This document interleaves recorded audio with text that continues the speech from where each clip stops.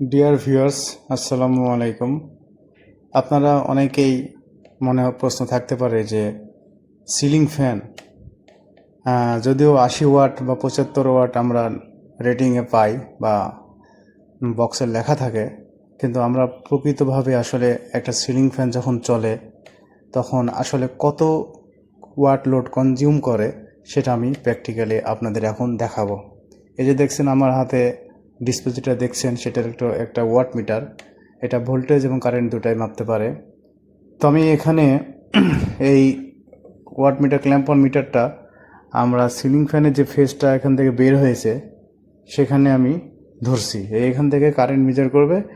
একইভাবে এটা দুটো প্রব আছে, সেই দুটো প্রব দিয়ে আমি এই পাশেই ভোল্টেজ ইনপুট হিসেবে এখানে লাগানো হয়েছে।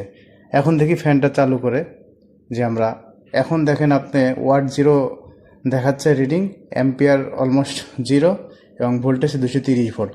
এখন আমরা ফ্যানটা সুইচিং করার পর ফ্যানটা চালুর পর আমরা দেখব কত ওয়াট অ্যাকচুয়ালি ফ্যানটা কনজিউম করে অথবা গ্রহণ করে। দেখা যাক। সুপ্রিয় দর্শক মণ্ডলী, আমরা এখন ফ্যানটা অন করছি। দেখেন 87 ওয়াট উঠছিল, এখন কমে সেটা 77 ওয়াট, 75 এরকম ওয়াট ফ্যান গ্রহণ করছে।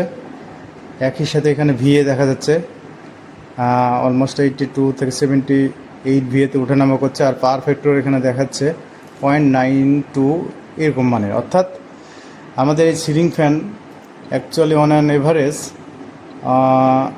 76 ওয়াটের মতো কনজিউম করছে, আর পাওয়ার ফ্যাক্টর বেশ ভালোই 0.95 এর মতো। ধন্যবাদ সবাইকে।